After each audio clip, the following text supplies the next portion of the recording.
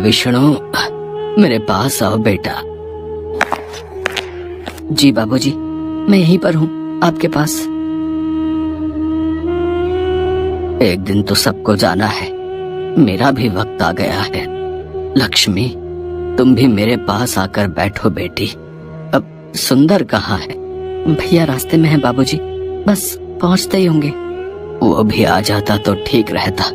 तुम सबको एक जरूरी बात बतानी थी, कहीं उसके आने से पहले मेरे प्राण न निकल जाएं। ऐसा न कहिए पिताजी, आपको कुछ नहीं होगा।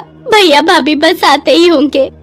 आएंगे, जरूर आएंगे वो, पर मेरे चले जाने के बाद और आते ही अपना हिस्सा मांगेंगे। अच्छे से जानता हूँ उन दोनों को। तुम दोनों बहुत भोले हो और वो दोनों एक नंबर के चालाक।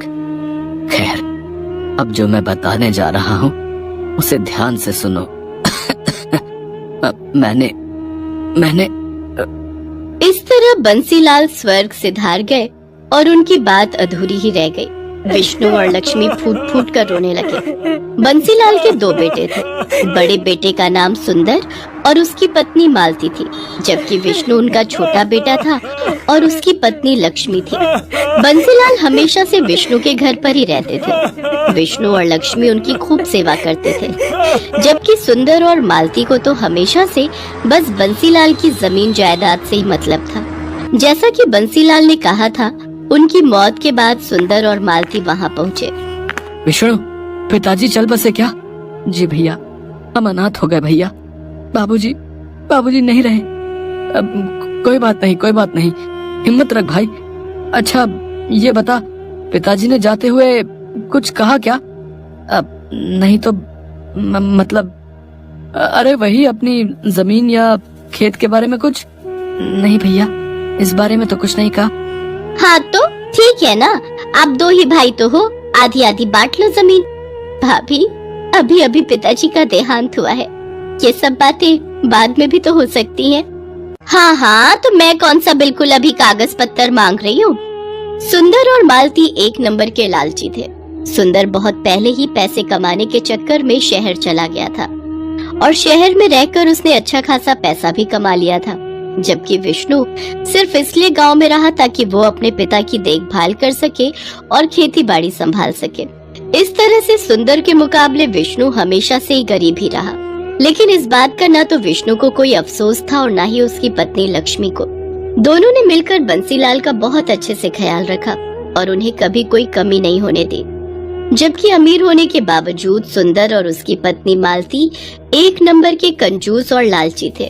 उन्होंने जीते जी तो कभी बंसीलाल की सुध नहीं ली, लेकिन अब उनके देहांत के बाद अपना हिस्सा मांगने जरूर पहुंच गए थे। विष्णु, अब तो सारे काम निपट गए हैं और मेरी छुट्टी भी खत्म होने वाली है। तो आओ, अब जरा बंटवारा कर लेते हैं। भैया, बंटवारा करना जरूरी है क्या? और नहीं तो क्या विष्णु भैया, आप तो रहते हो गांव में, अपनी जमीन की देखरेख कर ही लोगे, पर हम शहर से कहाँ आते रहेंगे बार बार? इतना टाइम थोड़े ही होता है हमारे पास। अब बंटवारा हो जाए तो हम अपने हिस्से की जमीन बेचकर निश्चिंत हो जाए और फिर चले जाए वापस। भाभी, तो क्या गांव से कोई नाता नहीं रखोगी अब यहाँ गांव में है ही क्या लक्ष्मी? पहले पिताजी थे तो फिर भी आना जाना हो जाता था, अब क्या ही करना है यहाँ आकर? मालती और सुंदर ने जिद ठान ली थी कि बंटवारा तो होकर रहेगा। और फिर बंटवारे से ठीक एक दिन पहले, सुनो जी। हाँ बताओ। मेरे पास एक कमाल का आइडिया है। अगर हम कुछ ऐसा करें कि विष्णु अपनी जमीन भी हमें बेच दे तो कैसा रहेगा? पर वो अपने हिस्से की जमीन हमें क्यों बेचेगा? और हम क्या करेंगे इतनी सारी जमीन का भाई? हम क्या करेंगे मतलब? अरे सारी जमीन बेच बाच कर शहर में बढ़िया घर और चमचमाती गाड़ी लेंगे और क्या। पर ऐसा होगा कैसे भाई? मालती ने सुंदर को अपने दिमाग की सारी खुराफात बता दी। फिर अगले दिन सुंदर सुबह विष्णु से बोला, विष्णु क्या कर रहे हो? खेत जा रहा हूँ भैया, बीज बोने हैं। अच्छा, तो तुम मेरे साथ तहसील नहीं चलोगे क्या?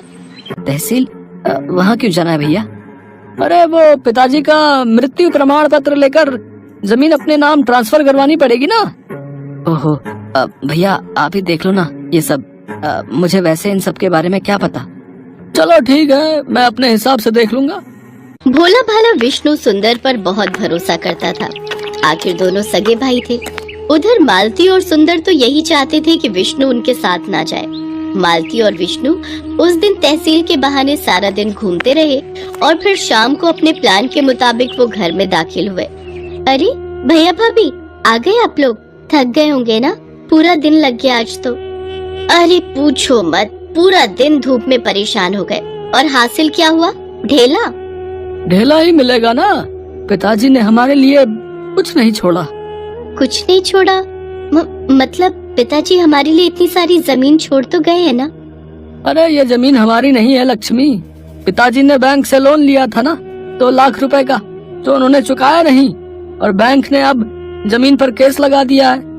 तब तक उनको पैसा नहीं मिलेगा। जमीन हमारी तो क्या, किसी के भी नाम नहीं हो पाएगी। पर भैया, पिताजी ने तो इस बारे में कभी कुछ नहीं बताया। अरे कैसे बताते? अगर वो बता देते कि जमीन गिरवी रखी है तो हम नाराज नहीं हो जाते? खुद तो चले गए और हमें भिखारी बना गए। कुछ भी हो भाभी, पर ऐसे तो मत बोलिए पिताजी के बारे में। अरे तुम चुप रहो लक्ष्मी। ये देख रही हो, ये बैंक का नोटिस है।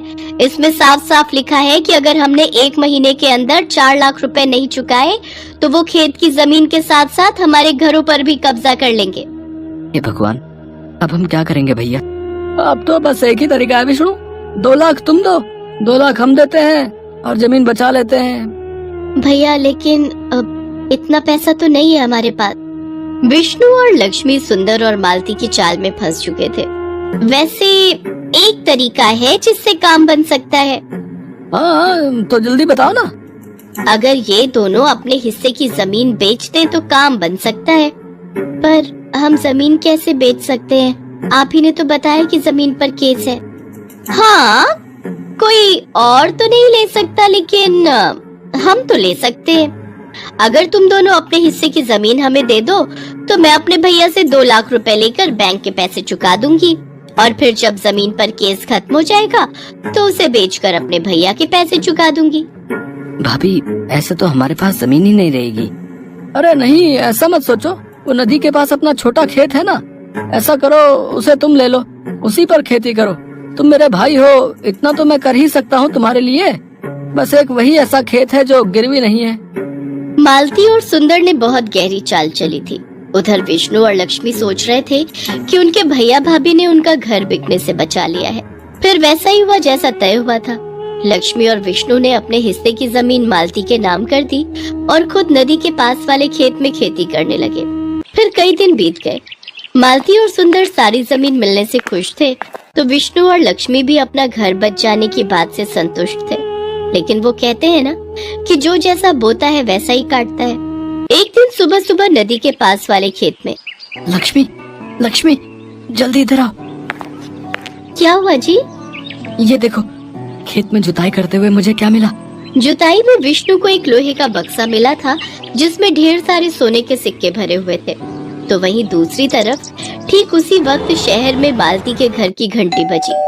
ये घर सुंदर का है? जी हाँ, आप कौन? हम लक्ष्मी सागर बैंक से आए हैं। आपके पिता बंसीलाल ने 4 लाख रुपए का लोन लिया था हमसे और उन्होंने उसकी सिर्फ 3-4 किश्तें ही चुकाई हैं। हम गांव में आपकी खेती की सारी जमीन अपने कब्जे में ले चुके हैं और उसकी नीलामी करेंगे।